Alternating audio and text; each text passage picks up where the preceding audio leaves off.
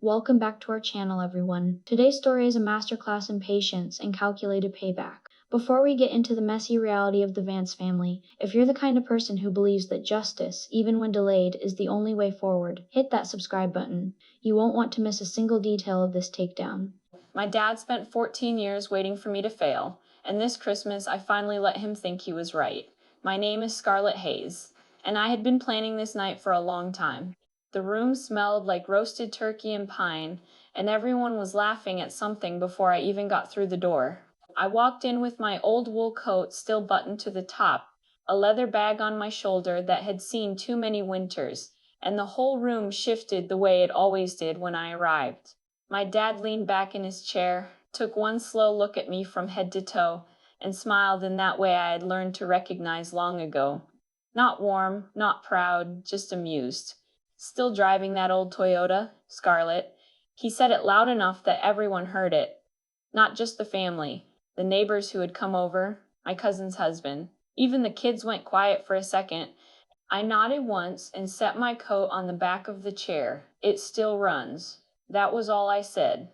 Lillian let out a soft laugh, the kind that always came just a second too late to pretend it was natural. She lifted her wine glass, tilted her head, and looked at me like I was something she had outgrown years ago. "You know, I was telling someone earlier," she said, "I don't think Scarlett is ever going to change. Some people just get comfortable being small." There it was. Not the first time, not even close. Then she smiled wider, almost sweet, and added the line she had been repeating for years now, like it was some kind of family joke. "You will always be the family failure." The table laughed, not loudly, not cruelly, just enough to let me know that nobody disagreed. I pulled out my chair and sat down slowly, smoothing my hands over my lap so they would not shake. I had learned how to do that, how to stay still, how to make it look like none of it touched me. Across from me, Brandon leaned forward, resting his elbows on the table like he was about to have a serious conversation. "Hey," he said, his voice softer, almost kind, which somehow always made it worse. "If things are tight, you know you can tell me, right?" He glanced at my coat, then at my hands, then back at my face. Amanda and I had a really strong year. My bonus alone was a little over $400,000. No big deal. But family helps family. He reached over and gave my shoulder a light squeeze, like I should be grateful. I looked at him for a second, not angry, not surprised, just tired. "I'm fine, Brandon." He smiled, but there was something behind it now. Doubt, or maybe irritation that I had not taken the offer the way he expected. Mom was sitting at the end of the table, folding her napkin over and over again in her lap. She did not look at me. She never did in moments like this. Her silence had always been her way of surviving my dad. I used to think she was protecting me by not making things worse. Now I knew she was protecting herself. Dad picked up his glass, took a sip, then set it down with a soft click. "I just don't understand it," he said, looking straight at me. "You had every opportunity. Good school. Connections. A brother who built something real. And this is where you ended up." He gestured vaguely at me, like my entire life could be summed up by the coat I was wearing and the car I drove. A tiny apartment and a job that barely pays the bills. There was a time when words like that would have made my chest tighten, when I would have rushed to explain myself, to justify every choice, to make them see something different. But that time was long gone. Instead, I reached for the glass of water in front of me, took a small sip, and let the silence sit between us. Because silence can be louder than any defense, and because I knew something they did not. I had sat at this table before, not just this one, every version of it over the years. Different houses, different decorations, same conversation. 14 Christmas dinners. 14 times walking into a room full of people who had already decided who I was before I even opened my mouth. I remembered the year I had just moved into my studio in Aspen, proud that I could finally afford a place on my own. Lillian had walked through it, looked around, and said it felt more like a storage unit than a home. I remembered the year my Toyota hit 100,000 miles, and I joked that it deserved a birthday cake. Brandon had laughed and said I should be more worried about replacing it before it stranded me somewhere. I remembered the year I tried to tell them about the lodge I had just bought. Not the details. Just that I had made an investment. Dad had waved his hand and said maybe I should focus on getting a real career instead of playing business. That was the last time I tried to explain anything. After that, I learned something important. People do not ignore your truth because they cannot hear it. They ignore it because it does not fit the version of you they need to believe. And once someone decides who you are, it takes more than words to change it. It takes something they cannot ignore. I rested my hand on my bag, feeling the smooth edge of the leather under my fingers. I had not planned to do anything dramatic that night. Not at first. I had come because I always came, because some part of me still wanted to see if maybe, just maybe, something would be different. But as I sat there listening to them repeat the same lines, the same judgments, the same quiet dismissals, I felt something shift inside me. Not anger, not hurt, just clarity. Brandon was talking again, explaining some deal his firm had closed. Numbers flowing easily from his mouth, confidence filling the space like it always did. Lillian nodded along, asking questions that made her sound interested, even though I knew she only cared about how it all looked. Dad leaned back, satisfied, proud of the son who had done exactly what he had expected. Mom kept folding that napkin. And me. I sat there and watched them, really watched them. The way Brandon checked my reaction after mentioning his bonus. The way Lillian glanced at my coat again, just to make sure she had not misjudged it. The way Dad did not even consider the possibility that he might be wrong about me. Then, almost without thinking, I reached into my bag. Not to take anything out. Just to feel it there, the weight of it, solid and quiet under my fingers, the way certainty feels when you have stopped needing to announce it. I let my hand rest there for a moment, then pulled it back. Nothing to show. Not tonight, not yet. Across the table, Dad was already moving on, talking about plans for the new year, about expansion, about what success should look like. And for the first time in 14 years, I was not sitting there wishing I could prove something to him. I was sitting there knowing I already could, and that I would, just not yet. I looked around the table one more time, taking in every face, every expression, every assumption they had made about me. I memorized it, because I knew, with a certainty that settled deep in my chest, quiet and steady, that by the end of this night, every assumption they had about me was going to collapse right here at this table. And more importantly, I would never sit at this table the same way again. It had not always been like this. There was a time when I still believed I could earn my place back at that table. Not physically, but emotionally. Back when I thought if I worked hard enough, if I explained myself clearly enough, if I just showed them one undeniable proof, they would finally see me. That time began slipping away in the year 2010. I was 19 then, sitting in the same dining room, just smaller, quieter, still trying to figure out who I was supposed to be. Brandon had just finished his first year at his firm, already talking about promotions like they were inevitable. Lillian had started posting pictures online, always dressed perfectly, always smiling like her life had already turned out exactly right. And me, I had just switched my major. I remember how my hands felt that night, warm from holding a mug of tea, but still shaking a little as I tried to explain it. I told them I wanted to move away from finance, that I wanted something more creative, something that felt like mine. Dad did not even let me finish. He leaned forward, set his fork down, and looked at me with that same expression I had seen so many times since.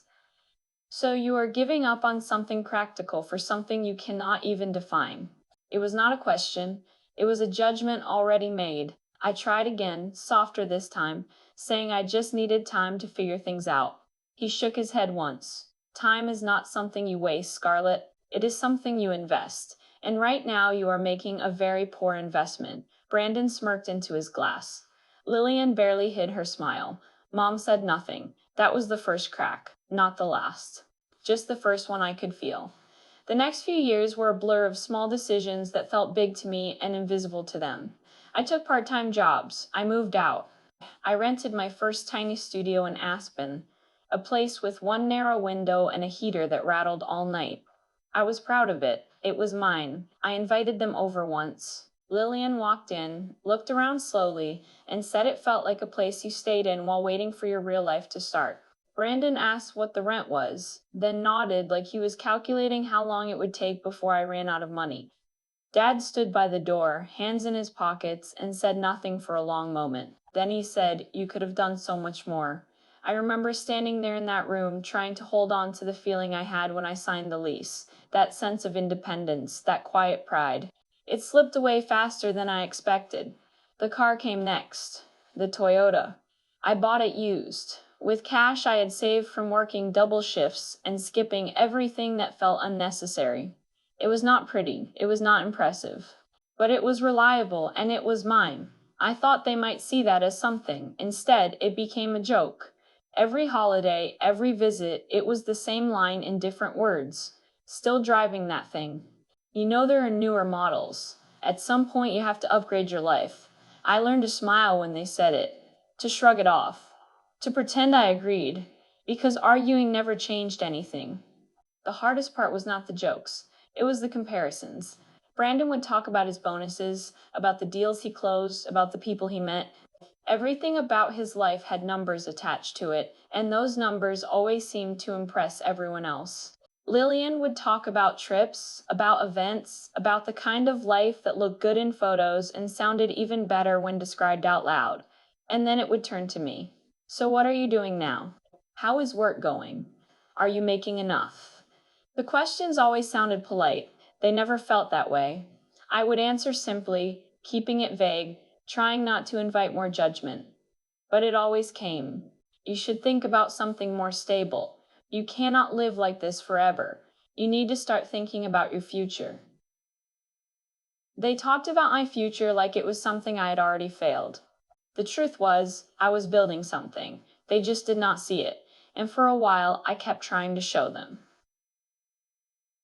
There was one night I remember more clearly than the others. It was a few years after I bought my first property, not a big one, just a small lodge that needed more work than I realized when I first saw it. I had poured everything into it. Time, money, energy. There were days I thought I had made the biggest mistake of my life, but then, slowly, it started to work. I came home that Christmas with something I had not felt in a long time. Confidence. I did not plan a speech. I just wanted to share a piece of it, to let them see that maybe I was not lost.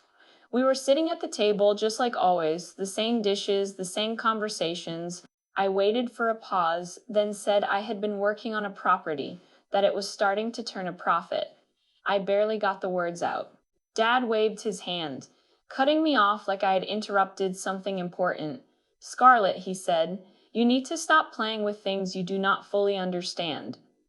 This is exactly what I was worried about. You chasing ideas instead of building something real. The room went quiet for a second, then Brandon picked up the conversation like nothing had happened. I sat there with the rest of my sentence still in my head, nowhere to go. That was the moment I stopped trying to prove anything. Not because I had nothing to say, but because I realized they were not listening. After that, everything changed in a quiet way. I still came home for holidays. I still sat at the table. I still answered their questions. But I stopped offering more than what they asked. I stopped trying to correct their assumptions. I let them believe whatever made them comfortable. And year after year, the story they told about me stayed the same. The small apartment. The old Toyota. The girl who could have done more but chose not to. The family failure. It became easier for them that way, and for a while, it became easier for me too. Or at least that is what I told myself. The truth was more complicated. Because even after I stopped explaining, I never stopped hoping. Every Christmas, every visit, I walked into that house thinking maybe this time would be different. Maybe this time they would ask a different question. Maybe this time they would look at me and see something other than what they had already decided. Last year was the closest I came to realizing that would never happen. We had gone out to dinner instead of staying in. A nicer place than usual, the kind where the lighting is soft and everyone speaks just a little quieter. I had been working all week and showed up straight from Aspen, still wearing my work clothes, nothing special. Lillian noticed immediately. She leaned over to one of her friends, someone I had never met, and said just loud enough for me to hear, "That is my sister. She likes to keep things simple." Her friend smiled politely, not quite understanding. Lillian tilted her head and added, "She has always been like this, never really pushed herself." I felt that familiar tightening in my chest, the one I had not felt in a while, not because of what she said, but because of who she said it to, a stranger, Someone who would walk away from that table believing that was the truth about me. I looked at Lillian, then at my mom. Mom's eyes dropped to her plate. Brandon kept eating like it was nothing. Dad did not even react. And in that moment, something settled inside me. Not anger, not even hurt, just a quiet understanding. They were never going to ask me who I really was. They were never going to wonder if they might be wrong. They were never going to look past the version of me that made sense to them. And for the first time, I stopped waiting for them to. I drove back to Aspen that night, the road dark and empty, the sound of the engine steady under me. The same Toyota they had laughed about for years. I remember looking at the dashboard, at the miles, at the worn steering wheel under my hands, and feeling something I had not expected. Peace. Because everything they used to use as proof that I was failing had become proof that I was free. Free from their expectations, free from their definitions, free from the need to be anything other than what I had chosen.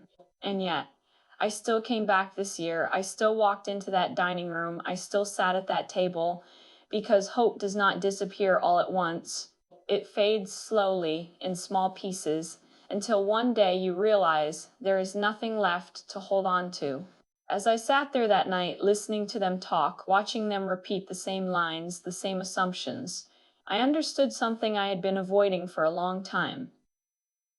They had never once asked me if I was happy. Not once in 14 years. Not when I moved out. Not when I bought my car. Not when I built something from nothing. Not even now. And that was when I finally stopped expecting them to. But stopping that expectation did not happen overnight. It came after years of learning how to survive without anyone clapping when I succeeded. Between 2012 and 2015, my life did not look like anything worth celebrating from the outside. If you had asked my family during those years what I was doing, they would have said something vague, something dismissive, something like trying things out. What they never saw was how hard I was working just to keep everything from falling apart. I worked mornings at a small coffee shop in Aspen, the kind of place where regulars came in every day and ordered the same thing, and you learned their names because it mattered to them. I worked afternoons cleaning vacation rentals after guests checked out, stripping beds, scrubbing bathrooms, making everything look untouched again.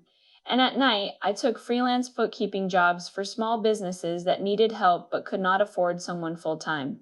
3 jobs, sometimes 4. There were days I did not sit down until after dark, and nights I fell asleep still wearing the same clothes I had worked in all day. No one saw that. No one asked. And I did not tell them. Because every time I thought about explaining it, I remembered the look on my dad's face when I had tried before. So I kept it to myself. Somewhere in the middle of all that, I started paying attention to something else. The places I cleaned, the vacation homes, the small lodges that people rented for weekends or holidays. I noticed which ones stayed full and which ones did not. I noticed what people complained about, what they appreciated, what made a place feel worth coming back to. It started as curiosity. Then it became something more. I began asking questions, quietly. How much did these places cost to run? How often were they booked? What happened when they sat empty? The numbers did not scare me. They made sense in a way people did not. That was when the idea took hold. It was not a grand vision at first. It was just a thought. What if I could take one place, something small, something overlooked, and make it work? Not perfectly, just better. I spent months looking, not online, not in the listings everyone else saw. I asked around, talked to owners, listened more than I spoke, and then I found it. A small lodge just outside Aspen, tucked far enough away that most people did not notice it anymore. The paint was fading, the rooms were outdated, and the owner looked tired when he talked about it, like he had already given up.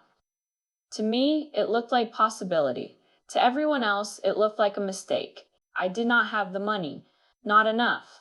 I had savings from years of working, from skipping vacations, from saying no to anything that was not necessary. But it was not enough to buy the place outright. So I did what I thought you were supposed to do. I went to a bank. I remember sitting in that office, the air too cold, the chair too stiff, my hands folded in my lap as I explained my plan. Not everything, just enough to show I had thought it through. The man across from me listened for a while, nodding occasionally, flipping through the papers I had brought. When I finished, he leaned back and looked at me for a long moment. Do you have experience managing a property like this? Not directly, I said, but I had been working in the field and I understand the operations. He nodded again, then asked about my financial background, my assets, my support system. I answered each question as clearly as I could. Then he set the papers down. Miss Hayes, he said, his tone polite but already decided, this kind of investment requires a level of capital and experience that you do not currently have. I felt my chest tighten, but I kept my voice steady. I am willing to put in the work. I already have. He gave a small smile, the kind that does not reach the eyes. That is not the concern. The concern is risk. There it was. Not what I had built, not what I could do, just what I did not have. He slid the papers back toward me. I am going to have to decline. I picked them up, nodded, thanked him, and walked out. I did not cry. Not then. I got into my car, sat there with my hands on the steering wheel, and stared at nothing for a long time. Then I drove to the lodge. The owner was still there, sitting on the front steps like he had nowhere else to be. I told him the truth, that the bank said no, that I did not have enough. He shrugged, not surprised. Most people who come here say the same thing, he said. And then they leave. I did not leave. I made him an offer anyway, not what he wanted, not what the place was worth on paper, but what I could do. He looked at me for a long time. Why are you doing this? Because I think I can make it work. He studied my face like he was trying to decide if I believed that. Finally, he sighed. All right, it was not a clean deal. It was not easy. It involved terms that would have scared anyone who had options, but I did not have options. I had determination. That was the first time I chose something that no one in my family would have approved of, and I did it without asking. Trevor was the only person who knew what I was doing. We had worked together on some small financial projects, and he had a way of seeing through numbers and people at the same time. When I told him about the lodge, he did not laugh. He did not tell me I was being unrealistic. He just asked me questions. How are you going to fund the renovations? How long can you carry the property before it becomes profitable? What is your plan if bookings do not pick up? I answered each one, not perfectly, but honestly. He nodded slowly. You are either going to build something real out of this, or you are going to learn the hardest lesson of your life. I smiled a little. Probably both. He smiled back. That is how most things work. The next year was the hardest of my life. I painted walls myself, learned how to fix things I had never touched before, negotiated with suppliers who did not take me seriously at first, and spent nights running numbers until my eyes burned. There were days I thought I had made a terrible mistake. There were nights I lay awake wondering if my dad had been right all along. But then there were small moments. A guest leaving a note saying they loved the place. A weekend fully booked when I expected it to sit empty. A month where the numbers finally started to shift in my favor. Those moments kept me going. Grandma Nora visited once during that time. She walked through the lodge slowly, touching the walls, looking out the windows, taking it all in. Then she turned to me and smiled in a way that felt different from anyone else in my family. You built this. Not completely, I said. Not yet. She shook her head gently. No, you chose this. That is what matters. I looked at her, unsure what to say. She reached for my hand. People will always try to tell you who you are, Scarlett, especially when it makes them feel better about themselves. But you do not have to agree. That stayed with me, more than anything else anyone had ever said. The lodge started turning a profit not long after that. Not a lot at first. Just enough to prove it could work. I stood in the main room one evening, looking around at the place I had almost given up on, and felt something settle inside me. Pride. Not loud. Not something I needed to share, just mine. I thought about calling home that night. I even picked up my phone. I imagined telling them, explaining what I had done, letting them see that I was not lost, that I was building something real, even if it did not look like what they expected. My thumb hovered over my dad's number. Then I remembered the last time I had tried, the way he had cut me off, the way no one had asked me to continue. I lowered the phone, because I already knew how that conversation would go. I slipped the phone back into my pocket and stood there in the quiet. I did not need them to understand, not anymore. And for the first time, that did not feel like a loss. By the time I pulled into Silver Ridge that afternoon, the sky had already started turning that soft winter blue that only happens in the mountains. The snow along the driveway was fresh, untouched in places, catching the last of the light like something almost too perfect to step on. I parked my Toyota off to the side, exactly where I always did when I wanted to arrive without being noticed. Not in the front, not where guests expected to be seen. Just far enough that I could walk in quietly and watch everything before anyone had a chance to react. The engine clicked softly as it cooled, and for a moment I just sat there with my hands resting on the wheel. 14 years of being told I was small had taught me something most people never learn.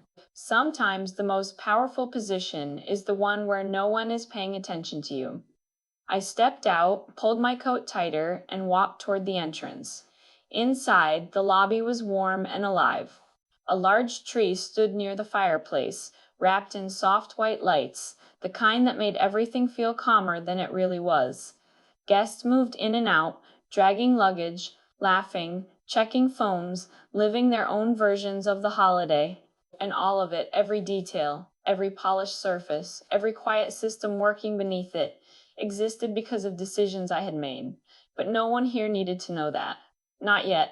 The front desk agent looked up as I approached, her smile already forming, professional, practiced. Then something shifted, just slightly, when she recognized me. It was subtle. It always was. Her posture straightened just a fraction, her voice softened. "Welcome back, Miss Hayes." I gave a small nod, keeping my tone even. "Just checking in early." "Of course." Her fingers moved quickly over the keyboard, efficient, controlled. She did not ask unnecessary questions. She did not draw attention. That was part of what made this place work. We had trained them well. "Your suite is ready," she said, lowering her voice slightly. "Would you like assistance with your bags?" I shook my head. "No, and I need you to do something for me." She paused, attentive. "For the next few hours, I want to be treated like any other guest. No special attention, no interruptions unless I ask for it." There was a brief hesitation, not confusion, but understanding settling in. She nodded once. "Yes, ma'am. And one more thing." I leaned in just enough that no one nearby could hear. "If anything happens, you let it play out unless I tell you otherwise." Her eyes flicked to mine, searching for confirmation. I held her gaze. She nodded again, this time slower. "Understood." I took the key from her, slipped it into my pocket, and turned away. I did not go to my suite. Instead, I moved toward the seating area near the windows, where I could see the entrance clearly without being obvious. I set my bag down beside me and sat, crossing one leg over the other, my hands resting loosely in my lap. Waiting, it did not take long. The main doors opened, and the cold air rushed in ahead of them. My family. Dad stepped in first, already scanning the space like he was evaluating it. Brandon followed, talking about something on his phone, his voice confident, controlled. Lillian came in behind them, adjusting her coat, her eyes moving quickly, taking in everything, measuring, comparing. Mom walked in last. She paused just inside the doorway, looking around like she was trying to take it all in, or maybe just trying to steady herself. The energy shifted immediately, not because they were important, but because they believed they were. Dad walked straight toward the front desk, his stride steady, expectant. "Reservation under Hayes." His voice carried just enough to make sure it was heard. The same agent I had spoken to moments earlier greeted him with the same professional smile.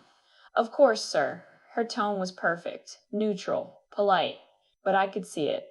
The difference. Not in what she said, but in what she did not say.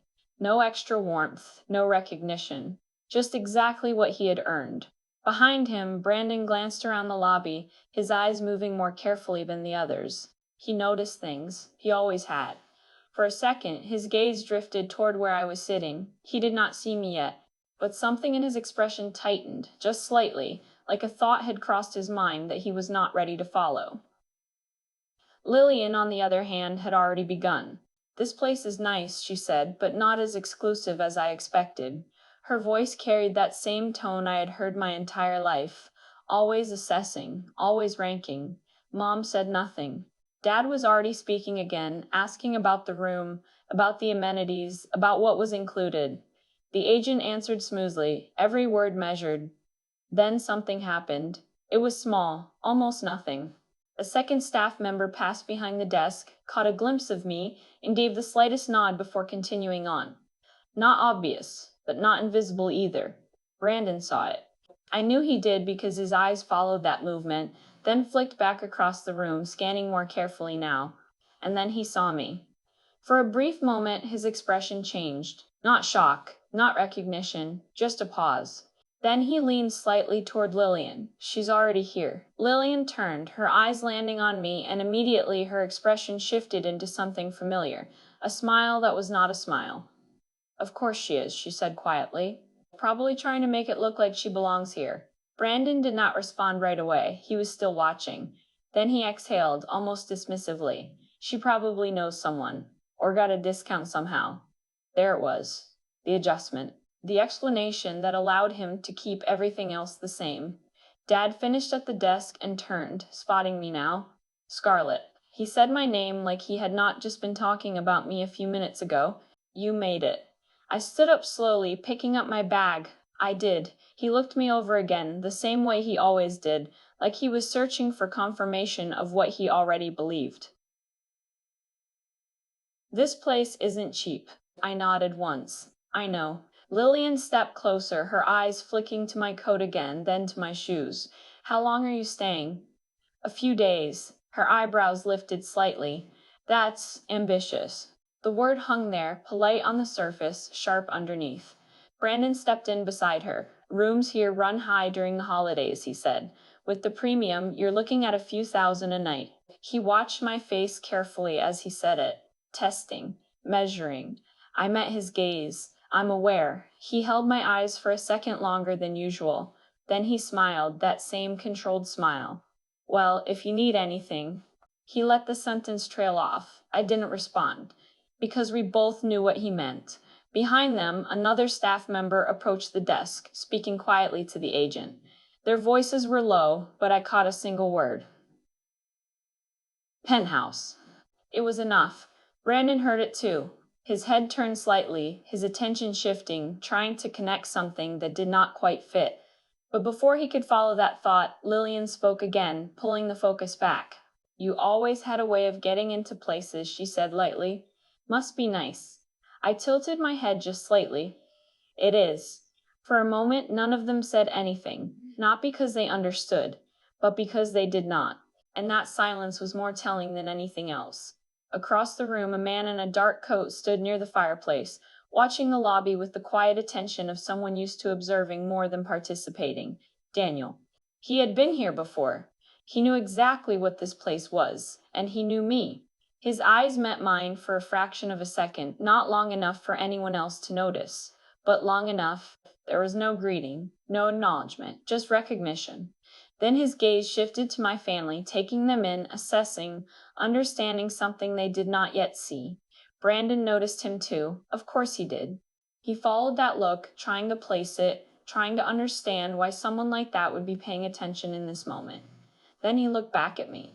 And for the first time that night, there was something new in his expression. Not certainty, not judgment, something closer to unease. He covered it quickly. But it was there. I could see it. I let the moment pass without saying anything. Because this was not the time. Not yet. I adjusted the strap of my bag, letting my hand rest there for just a second longer than necessary. Inside, the black card sat exactly where I had left it, waiting, just like I was. And as I stood there in the middle of that lobby, surrounded by people who thought they understood everything about me, I realized something simple. I was not here to prove anything. I was here to let them prove themselves. So I stepped back, just slightly, giving them space to continue exactly as they always had. I did not have to wait long. Dad turned back toward the front desk, but not before looking at me again, that same measuring look that always came right before he decided something about me. How are you even paying for this? He did not lower his voice. He never did. A few people nearby glanced over, not enough to stare, just enough to notice. I felt the weight of it settle over the space between us, familiar and expected. I slipped one hand into the pocket of my coat, grounding myself. I manage. It was the same answer I had given him for years. And just like every other time, it was not enough. Manage, he repeated, the word sounding almost insulting in his mouth. That is not an answer. He took a step closer, lowering his voice only slightly, not out of respect, but out of calculation. This place costs a lot of money. You do understand that, right? I met his eyes. I do. Then explain it to me. There it was again. Not curiosity. Demand. Taught. Like I owed him an explanation for a life he had already dismissed. Before I could respond, Lillian stepped in, her voice light but sharp underneath. Honestly, Scarlett, if this is about trying to keep up, you do not have to do that. We could have just met for dinner. You do not need to stay here. She smiled, the kind that looked generous if you did not listen closely. It would save you a lot of money. Brandon let out a quiet breath, shifting his weight slightly as he looked between us. He stepped closer, lowering his voice more than the others had, as if that made him different. Hey, he said, softer now. There is no judgment here. I almost smiled at that. He leaned in just enough that the conversation felt private, even though it was not. If you put this on a credit card, it is not a big deal. People do that all the time. But you should not get stuck with interest on something like this. His hand came up again, resting briefly on my shoulder. I can help you cover part of it. Just until you get back on your feet. There it was. Not concern. Positioning. I looked at his hand for a second, then back at his face. I am on my feet. He held my gaze, searching, trying to find the crack. Then he smiled again, but this time it did not quite reach his eyes. Right. Behind him, Mom shifted slightly, her fingers tightening around the edge of her purse. She still did not speak. Dad crossed his arms, watching me, waiting. I could feel the attention from the room around us, subtle but present, like a low current running under everything. And in that moment, I knew exactly what they were seeing. Not me, just the version of me they had built over the years. The one who did not belong here, the one who needed help, the one who could be explained, so I did nothing. That was the point.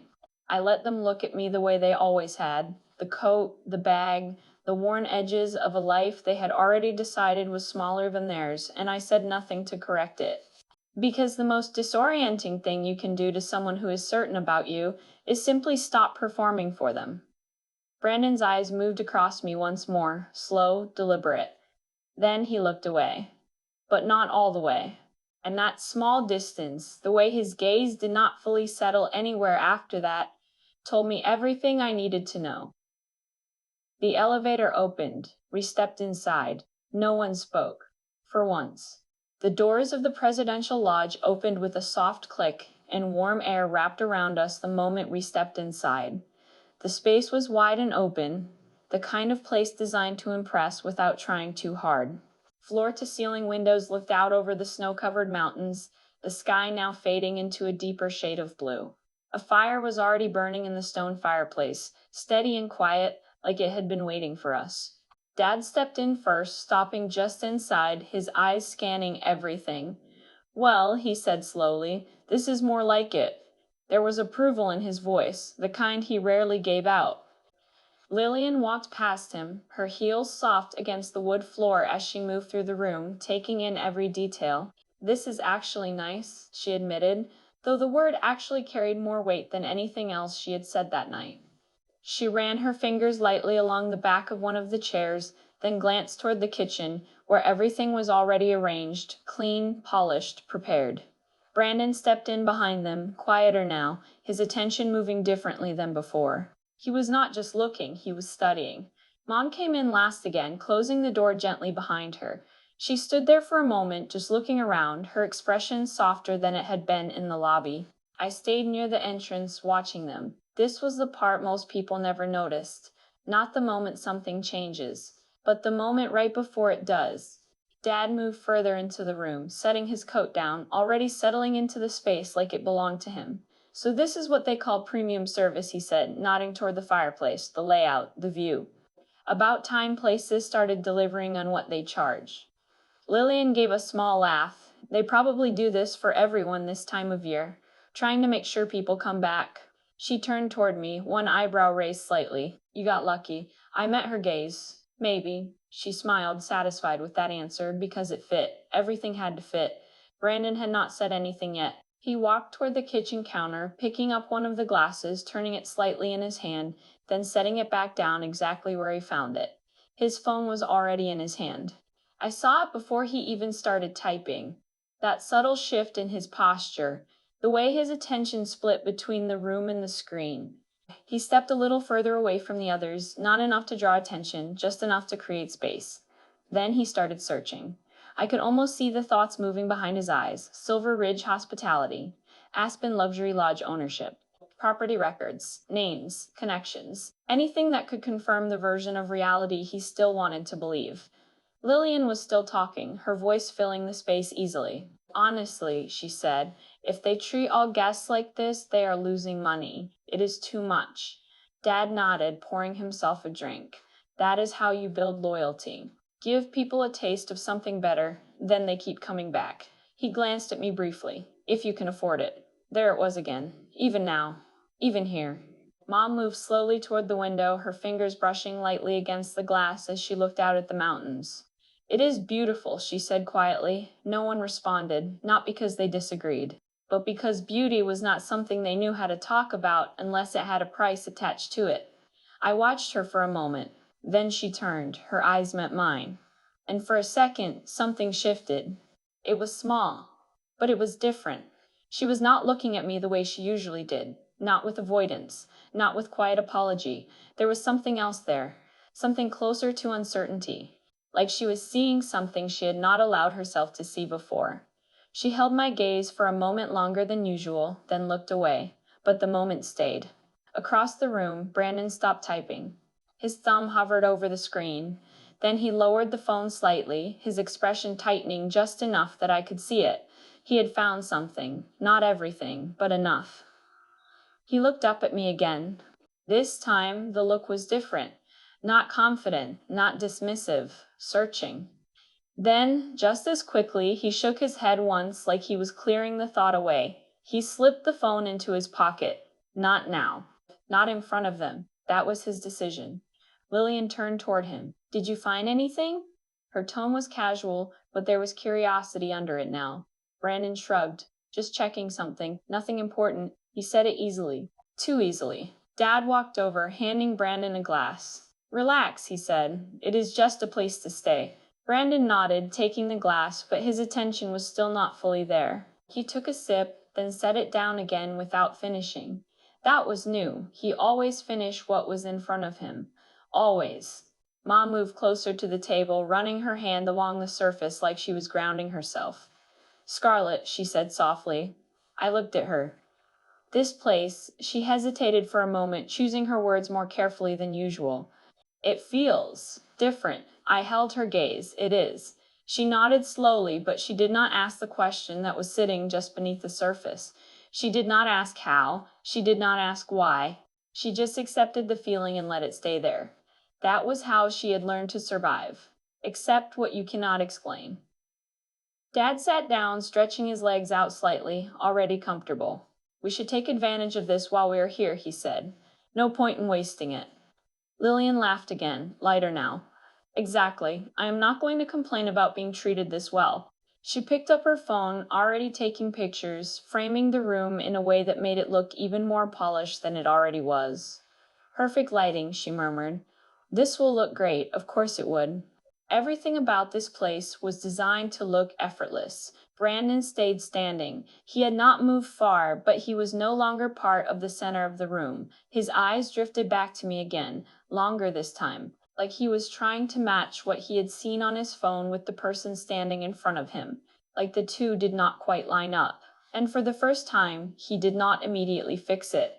He did not explain it away, he just stood there, thinking. That was the difference. Before, every moment had an answer. Now, there was a question. I stepped back from the center of the room. No one noticed. That had always been the thing about this family. When they were certain about you, they stopped watching you entirely.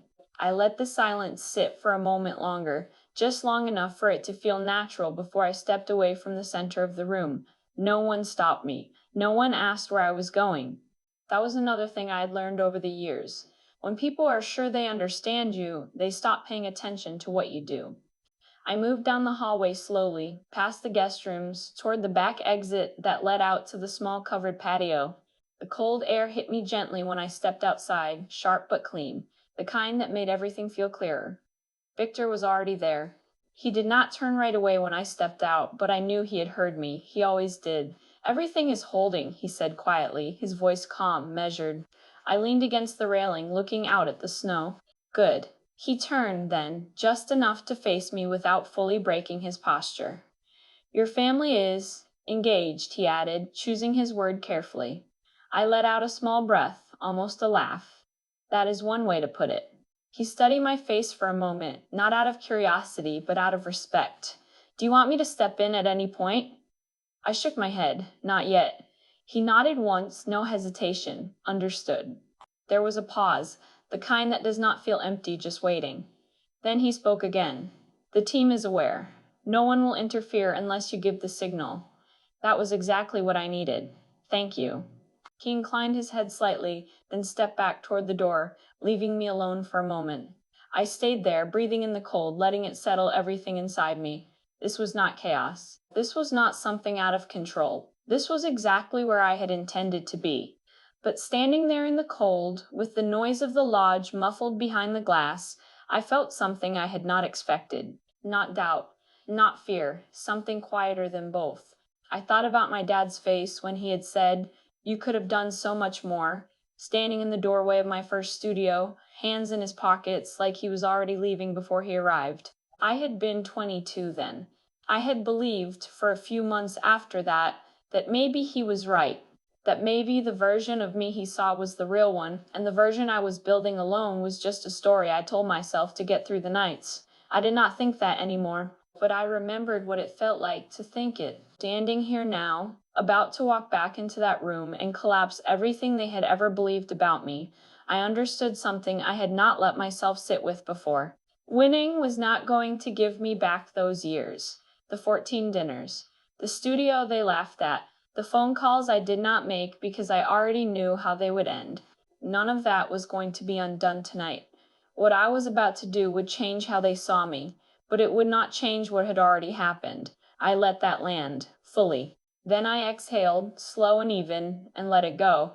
Not because it did not matter, because it did not have to stop me. A few seconds later, my phone buzzed softly in my pocket. "Rachel." I pulled it out and answered, keeping my voice low. "Everything good." Her voice came through clear, steady. "All operations are running smoothly. The Aspen property is at full capacity, and the Park City location just confirmed bookings through the weekend." I nodded slightly, even though she could not see me. "And the numbers." "Revenue is tracking ahead of projections. We are looking at a strong close for the quarter." There was no excitement in her tone, just facts, just control. That was what I had built. "Anything else?" There was a brief pause. "One of the investors reached out this afternoon. They want to revisit the expansion proposal." Of course they did.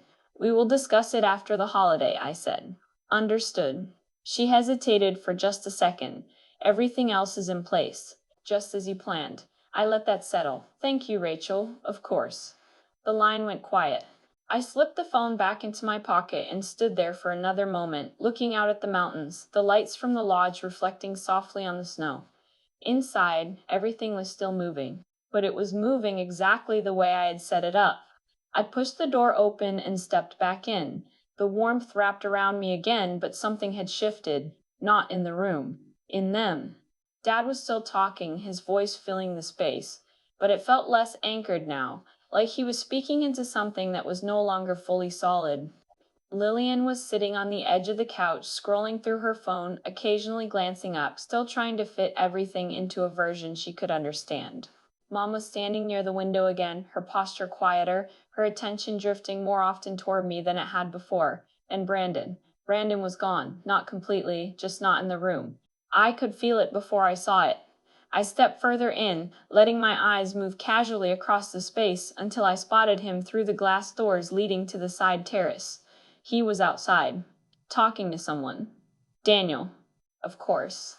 I moved closer to the door, not enough to be obvious, just enough that I could see them more clearly.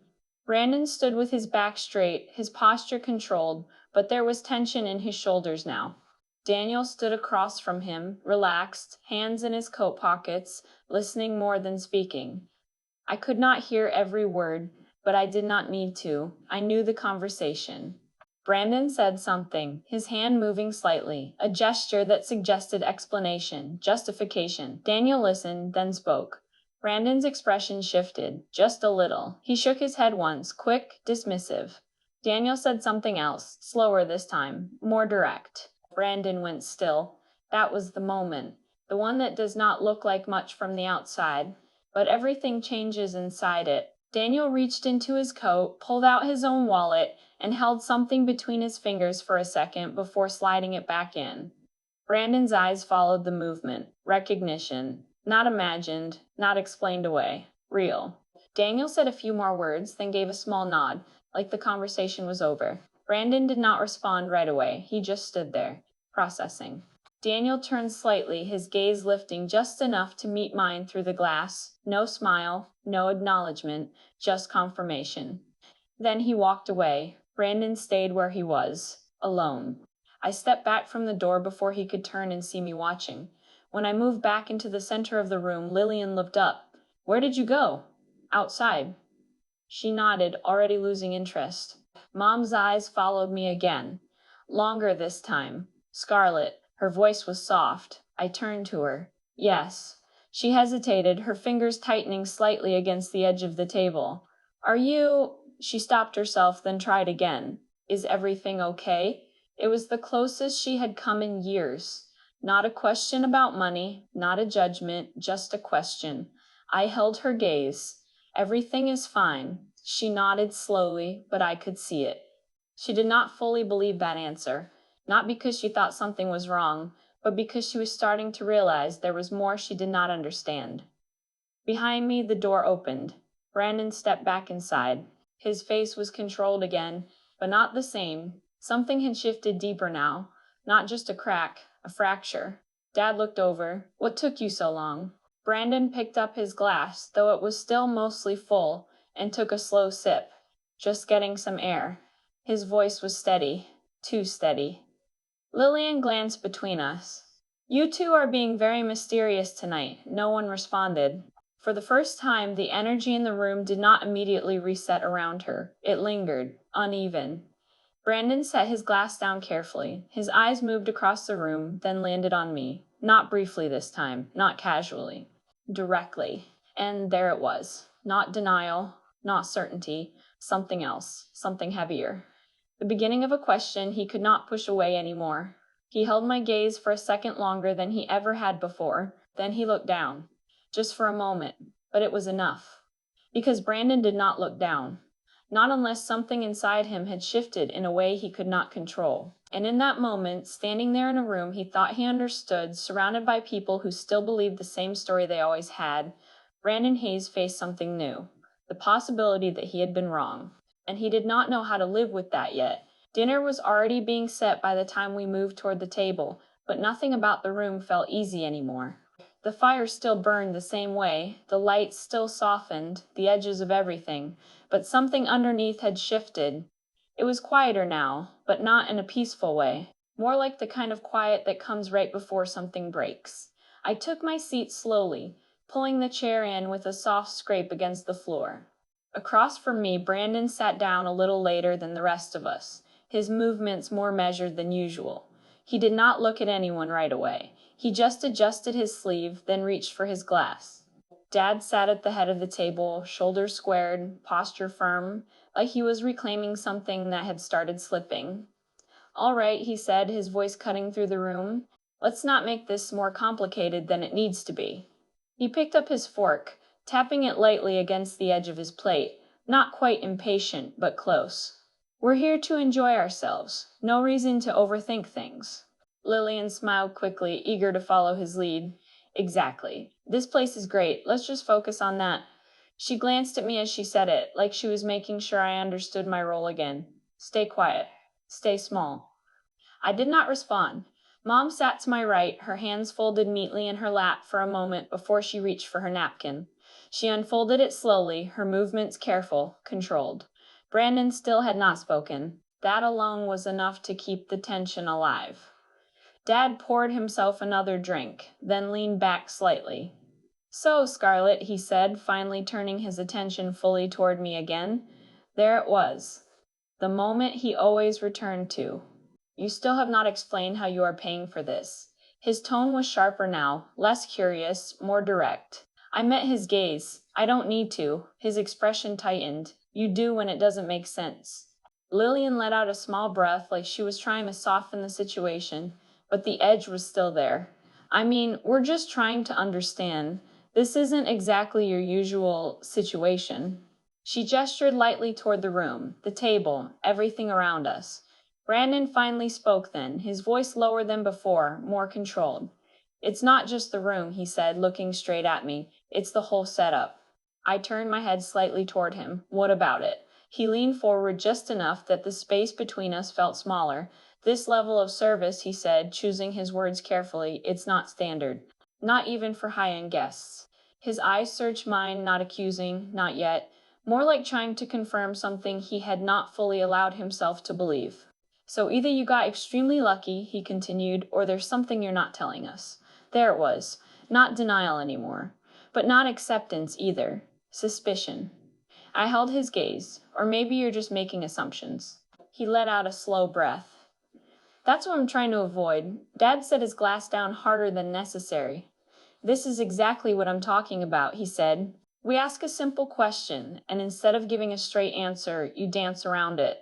He leaned forward, his voice lower now, more intense.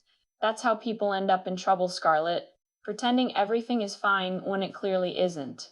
I felt the words settle, not sharp enough to hurt, but heavy enough to notice. "You don't understand my situation," I said. He gave a short, humorless laugh. "That's because you won't explain it." Silence stretched across the table.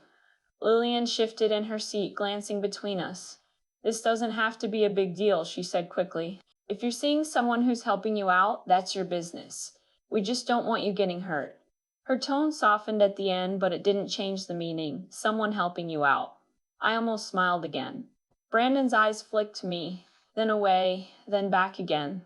"Is that what it is?" He asked it like a question this time. Not a statement, not a correction, a real question. I didn't answer, because answering would give him something to hold on to. And right now, uncertainty was doing more work than anything I could say. Mom moved slightly beside me. "That's enough." Her voice was quiet, but it landed. All three of them turned toward her. She rarely interrupted. She almost never contradicted. "We're supposed to be having dinner," she said, her eyes moving between them, then settling on Dad, not interrogating her. Dad frowned, not used to being checked, especially not by her. "We're not interrogating," he said. "We're asking reasonable questions." Mom held his gaze for a moment longer than I had ever seen her do before. "It doesn't sound that way." The room went still. Even Lillian didn't speak. Brandon leaned back slowly, his eyes dropping to the table for a second, then lifting again. Mom's voice softened, but the firmness stayed. "She's here." That should be enough. I felt something shift inside me at that. Not relief, not gratitude, just recognition. For the first time, she wasn't just avoiding the moment, she was stepping into it. Dad exhaled, clearly frustrated, but he leaned back in his chair again, pulling himself out of the center of the conversation. "Fine," he said. "Have it your way." He reached for his drink again, taking a long sip. The tension didn't disappear, it just changed shape. Lillian picked up her fork, forcing a lightness into her voice that didn't quite land. "The food looks amazing," she said. "Let's not ruin it." No one responded. Brandon was still watching me, more quietly now, more carefully. He didn't push again, but he didn't let it go either. That was the difference. Before, he would have dismissed it. Now, he was holding on to it, turning it over in his mind, looking for the part that didn't fit. I could see it in the way his fingers tapped lightly against the edge of the table, the way his eyes narrowed slightly when he thought no one was looking. He was calculating, rebuilding his understanding, and failing. I reached for my glass, taking a small sip of water, letting the coolness settle my thoughts. Across the table, Dad had already shifted back into conversation, talking about plans for tomorrow, about skiing, about making the most of the trip. Lillian joined in, her voice bright again, her energy pulling the room back towards something that felt normal. Mom stayed quiet, her attention drifting back to me every few seconds, and Brandon. Brandon stayed where he was, present, but not fully part of it. He wasn't talking anymore, he wasn't leading, he wasn't correcting, he was thinking, and that was something he didn't know how to hide. I set my glass down slowly, letting my hand rest near my bag for just a second. Inside, everything I needed sat quietly, waiting, not for them, for me. Because this was not about proving anything, not anymore. This was about ending something. 14 years of being defined by people who never asked the right question. 14 years of sitting at tables like this, hoping for something different. And now I knew. Nothing was going to change unless I changed it. I looked around the table one more time. At Dad, still holding on to control. At Lillian, still shaping everything into something she could understand. At Brandon, caught between what he believed and what he was starting to see. At Mom, finally looking at me without turning away. I took a slow breath and let it go. Because I could feel it. Clear, certain, steady. This was the moment. Not loud, not dramatic, just final. I didn't say anything. I didn't need to. I simply sat there, quiet and still, knowing that the next thing I did would end everything exactly as it had always been. I did not rush it. That was the difference. For 14 years, every reaction I had ever given them had been immediate, defensive, explaining, trying to keep up with a conversation that was never meant to include me. This time, I let the silence stretch. Dad was still talking, but his words were losing shape, drifting into something that sounded more like noise than meaning. Lillian nodded along, adding small comments, trying to keep everything steady, normal, contained. Brandon had stopped pretending. He wasn't eating. He wasn't drinking. His attention stayed fixed on me, not openly, but enough that I could feel it. Mom sat very still, waiting, not for them, for me. I reached for my bag. No one reacted at first. It was such a small movement, something I had done a dozen times that night already. But this time, I did not stop halfway. I opened it fully. The zipper made a soft sound that somehow carried across the room more than anything anyone had said. Dad paused mid-sentence. Lillian's fork hovered above her plate. Brandon's gaze dropped immediately. I slid my hand inside and pulled out my wallet. Slowly, deliberately, not for effect, for clarity. I placed it on the table in front of me, resting my fingers on top of it for just a moment. Then I opened it, and I took the card out. The black surface caught the light in a way that didn't try to shine. It absorbed it instead. Quiet, heavy, unmistakable. I placed it on the table between us, flat, centered, and then I leaned back. No explanation, no words, just that. Silence followed, not the kind that feels awkward, the kind that feels like everything just stopped. Dad stared at the card like he didn't understand what he was looking at. Lillian blinked once, then twice, her expression shifting rapidly between confusion and dismissal. Brandon did not move, not at first. Then slowly, like something was pulling him forward against his will, he leaned in. His eyes fixed on the card.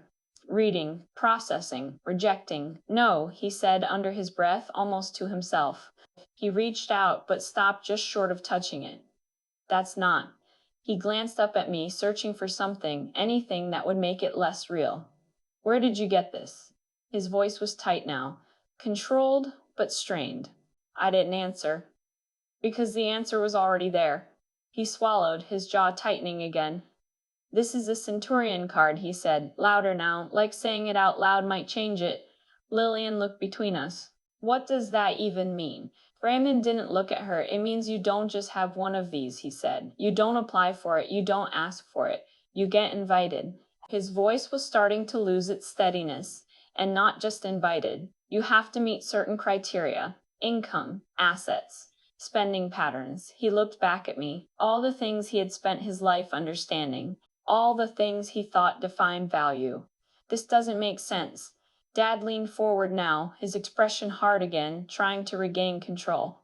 It doesn't mean anything, he said quickly. People fake things like this all the time. Brandon shook his head immediately. No. There was no hesitation in that. You don't fake this. He finally reached out and picked up the card, turning it slightly in his hand, examining it closely. His fingers were steady, but everything else about him wasn't. He knew. He just didn't want to accept it yet. Lillian let out a short laugh, too sharp, too forced. "So what?" she said. "She got it from someone. That doesn't mean it's hers." Brandon didn't respond. He was still looking at the card. Then his head turned slightly, toward the door. Daniel stood there. Not inside, not fully outside, just within view. Watching, Brandon saw him, and this time he didn't hesitate. He stood up abruptly, the chair scraping against the floor. "Excuse me," his voice was tight, controlled, but barely. He walked toward the door, the card still in his hand. No one stopped him. No one spoke. We all watched. I didn't move. I didn't need to. Through the glass, I saw him approach Daniel again. This time, there was no attempt to explain, no performance, just a question. Daniel listened. Then he nodded. Slowly. Clearly. And said something I couldn't hear, but I didn't need to. Brandon's shoulders dropped. Not all at once, but enough. Enough for the truth to settle. Daniel added something else, shorter this time. Then he stepped back, leaving Brandon alone again, but not the same. When Brandon came back inside, he didn't look at anyone right away. He walked to the table slowly, placed the card back exactly where it had been, and sat down. No one spoke. Dad looked between him and the card. "Well," he said, his voice sharper now, almost demanding. "What is it?" Brandon let out a breath. "Real. Just that. Nothing else." Lillian frowned. "What do you mean, real?" He looked at her then, and for the first time there was no attempt to soften it. "I mean, it's hers." The room shifted, not visibly, but completely. Dad straightened in his chair, his face tightening. "That's not possible." Brandon didn't argue, didn't explain, didn't defend. He just looked at me, and something in that look had changed completely. Not doubt, not confusion. Recognition. Mom's hand moved slightly on the table, her fingers brushing against the edge like she needed something to hold on to. "Scarlett," she said softly. I met her eyes. She didn't finish the sentence. She didn't need to. Because the question she had never asked, not once in 14 years, but was sitting right there between us, finally visible. Not "how did you do this?" Just "why didn't we know?" I didn't answer that either. Because some things don't need an answer. They just need to be felt. Dad looked at the card, then at me, then back at the card. His jaw moved slightly, like he was forming words he hadn't decided to say yet. Then he stopped. And for the first time at any table I had ever sat at with him, he said nothing.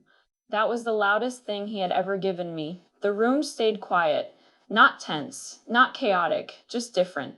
The balance had shifted. Completely. Lillian looked down at the card again, then back at me, her expression no longer confident, no longer certain. Mom's eyes were still on me, but now there was something else there.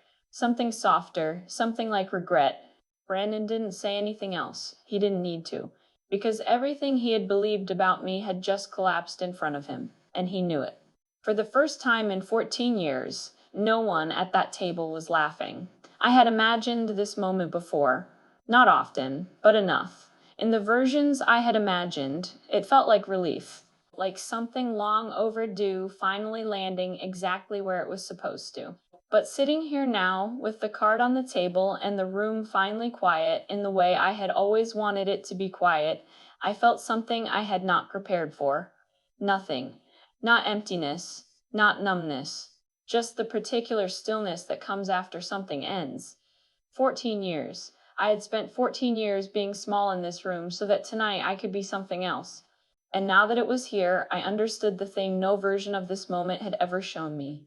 I could not have both. I could have tonight. Or I could have had 14 years of being seen. Not both. Never both.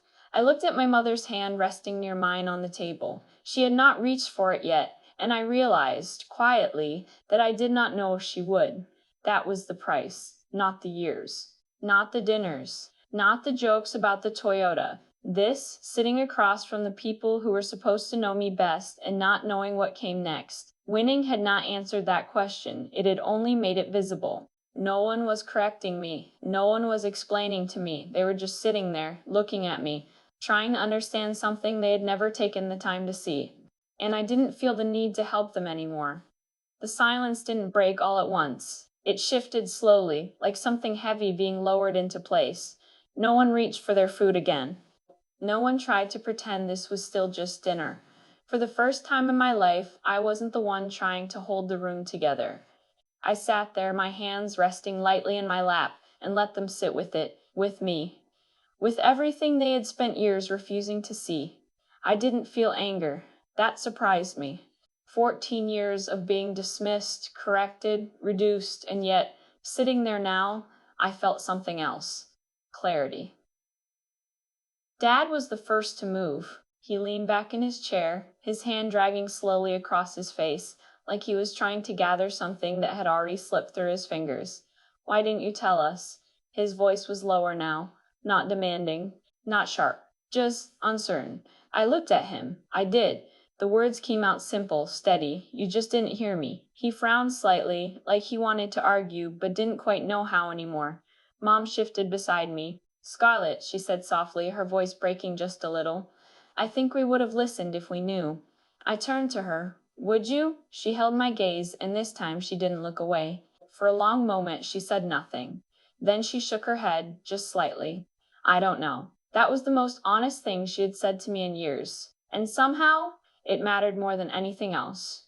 Brandon leaned forward, his elbows resting on the table, his hands loosely clasped.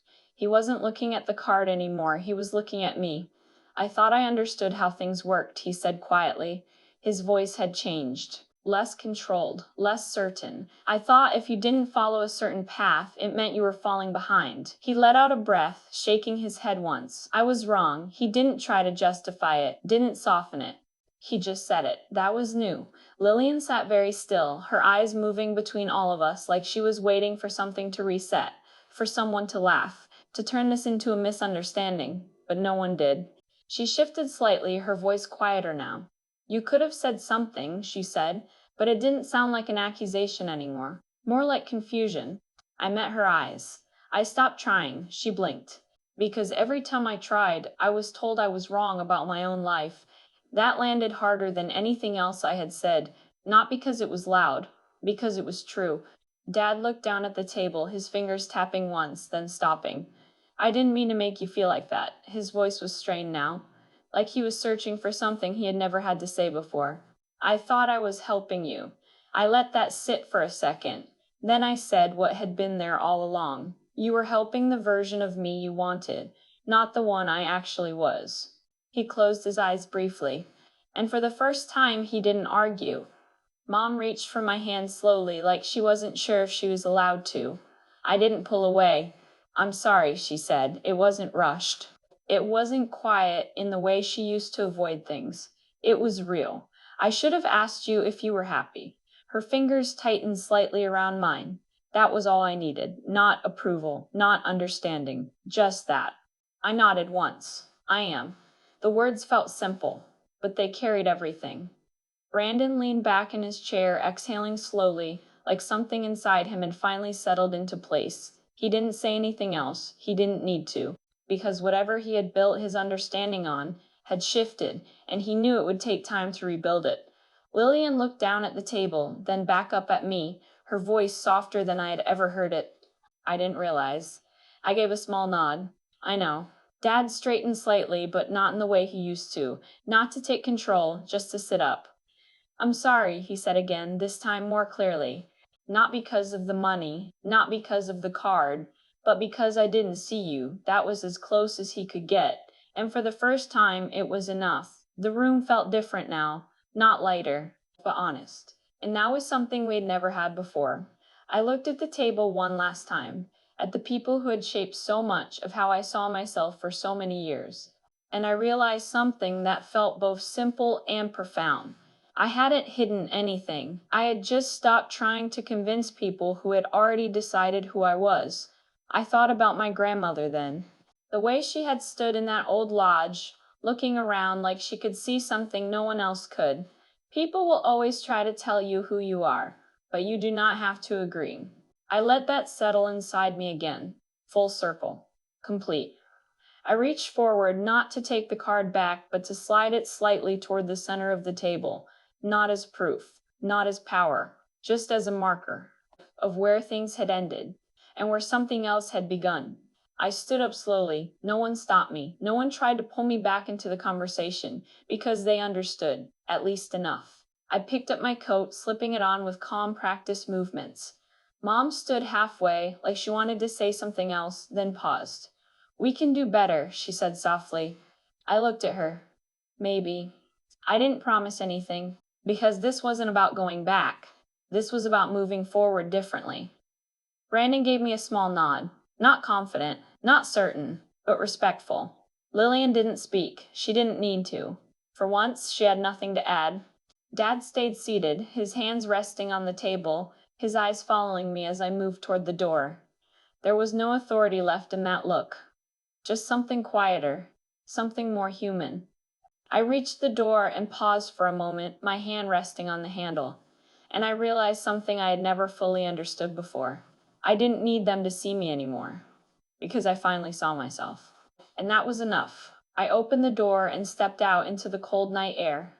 The mountains stretched out in front of me, silent and steady, unchanged by anything that had happened inside. The snow caught the light again, just like it had when I arrived.